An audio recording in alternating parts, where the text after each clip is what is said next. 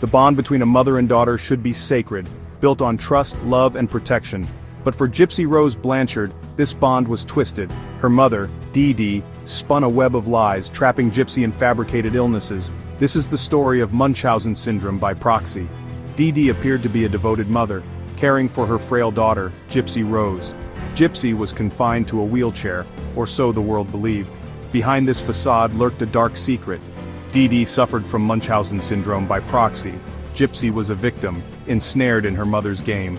This story delves into the darkest corners of human behavior. It will stay with you long after you turn the final page. From the moment Gypsy Rose Blanchard was born, her mother Dee Dee wove a tapestry of lies surrounding her health. Dee Dee claimed Gypsy Rose suffered from a litany of ailments, from muscular dystrophy and epilepsy, to leukemia and chromosomal defects. Gypsy Rose, robbed of a normal childhood, became a prisoner of her mother's fabrications. She was confined to a wheelchair, fed through a feeding tube, and subjected to countless unnecessary medical procedures. Her innocent life was punctuated by hospital visits, medications, and the constant suffocating presence of her seemingly devoted mother. Dee Dee controlled every aspect of Gypsy Rose's life, manipulating doctors, family, and friends with her convincing charade. Gypsy Rose's world shrunk to the confines of her wheelchair and the four walls of their home. She was denied friendships, education, and the simple joys of childhood. Her world revolved around her mother's fabricated reality, a reality where she was perpetually ill and utterly dependent on Dee Dee's care. The medical interventions were relentless. Gypsy Rose underwent surgeries, endured countless tests, and was prescribed a cocktail of medications. Each procedure, each pill, served as a testament to Dee Dee's elaborate fabrication, further tightening the grip she had on her daughter's life. Dee Dee Blanchard was a master manipulator, skilled in the art of deception. She was a chameleon, adapting her story to suit her audience and expertly playing the role of a concerned and loving mother. Her knowledge as a nurse's aide lent an air of authenticity to her claims, further solidifying the deception. She could convincingly describe her daughter's supposed symptoms, using medical jargon to disarm even the most seasoned medical professionals.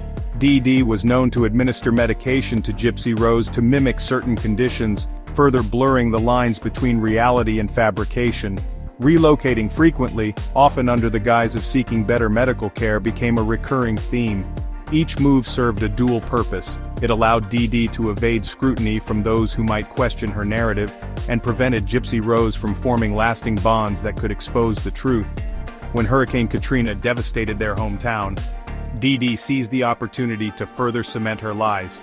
She claimed the hurricane had destroyed all of Gypsy Rose's medical records, effectively erasing any history that could contradict her fabricated narrative. Dee Dee was relentless in her pursuit of attention and sympathy, using every tool at her disposal to maintain her charade. As Gypsy Rose blossomed into a young woman, her mind, though confined within a fabricated reality, began to question the world around her. The constant medical interventions, the isolation, and the lack of any real improvement in her supposed illnesses sparked a flicker of doubt within her. The internet became her window to the outside world, a world where teenagers her age went to school, had friends, and lived ordinary, independent lives. The stark contrast between their reality and her own fueled her suspicions, leading her to question her mother's narrative. Whispers of doubt turned into quiet inquiries. Gypsy Rose began to challenge her mother's claims, asking questions about her diagnoses and the necessity of the endless treatments. Dee Dee, however, was adept at deflecting these questions, often responding with anger, guilt trips, and threats of further medical intervention. Despite Dee Dee's attempts to suppress her daughter's burgeoning awareness, the seed of doubt had been sown. Gypsy Rose's thirst for truth and her yearning for a life free from her mother's control grew stronger with each passing day. The more Gypsy Rose learned about the world outside her confined existence, the more desperate she became to break free from her mother's control. She yearned for a life of her own, a life where she could experience the world without the shackles of fabricated illnesses. She began to explore online communities, seeking connections and a sense of belonging beyond the four walls of her home. Her online interactions, though a source of solace, were closely monitored by Dee Dee, who viewed them as a threat to her carefully constructed facade. Gypsy Rose's attempts to confide in others about her suspicions were often met with disbelief. Dee Dee had painted such a convincing picture of a loving mother caring for her chronically ill daughter that no one questioned her narrative. Gypsy Rose's pleas for help fell on deaf ears, leaving her feeling trapped and increasingly desperate.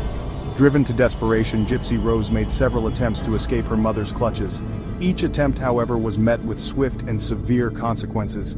Dee Dee would resort to physical restraint, emotional manipulation, and even threats of further medical intervention to keep Gypsy Rose under her control. In a cruel twist of fate, Gypsy Rose's search for connection and escape led her to Nicholas Godejohn, a man she met online. She confided in him about her mother's lies, sharing the dark secret that had haunted her for years.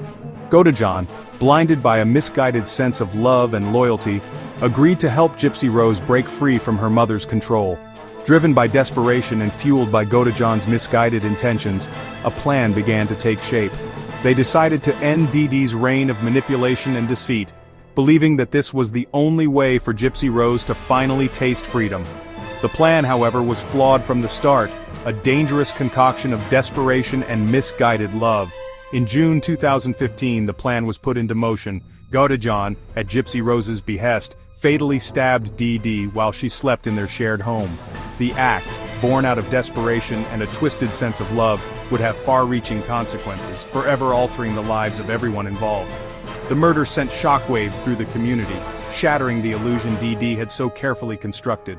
The seemingly devoted mother was gone, and in her place stood a young woman, finally free from her mother's web of lies but forever bound to the consequences of her actions. The revelation of Dee Dee's Munchausen syndrome by proxy sent shockwaves through the community and the legal system.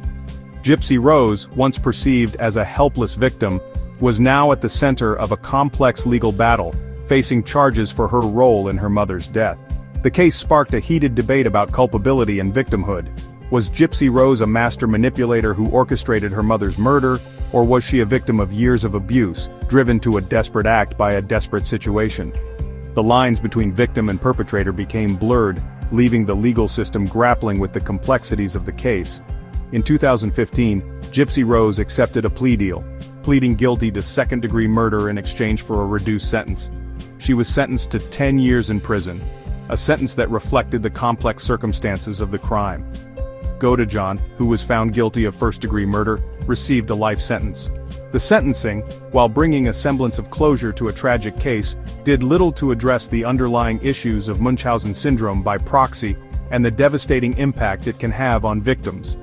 Gypsy Rose's case served as a stark reminder of the hidden abuse that can occur within families and the urgent need for greater awareness and intervention. After 8 years behind bars, Gypsy Rose Blanchard walked out of prison in December 2023, a free woman at 32. The world she entered was vastly different. Her story captivated the public, making her a symbol of resilience and deceit. Documentaries dissected her life, dramatized in Hulu's The Act, and debated in online forums. She navigated public opinion as a complex figure. Gypsy Rose showed resilience, rebuilding her life on her own terms. She spoke out about her experiences, advocating for Munchausen syndrome by proxy awareness. She pushed for better support for victims. In December 2024, she published her memoir, My Time to Stand, reclaiming her narrative. The book details her abuse, prison time, and hopes for the future. The story of Gypsy Rose Blanchard is a poignant reminder of the complexities of human behavior, the devastating consequences of abuse, and the enduring power of the human spirit to seek truth and forge a new path. It serves as a stark reminder that abuse can take many forms, often lurking beneath a veneer of normalcy and even love. The case highlights the crucial need for greater awareness of Munchausen syndrome by proxy, a condition that thrives in secrecy and isolation. It underscores the importance of listening to children, believing their accounts, and providing them with the support they need to break free from abusive situations. While the legal system has delivered its verdict, the moral and ethical questions surrounding Gypsy Rose's case linger. It compels us to confront uncomfortable truths about our own perceptions of victimhood culpability and the gray areas that often define human experience. It challenges us to examine the systems that fail to protect the vulnerable and to advocate for greater understanding and support for those who have endured unimaginable trauma. Gypsy Rose's story is a testament to the resilience of the human spirit, a testament to the enduring power of hope, even in the face of unimaginable adversity.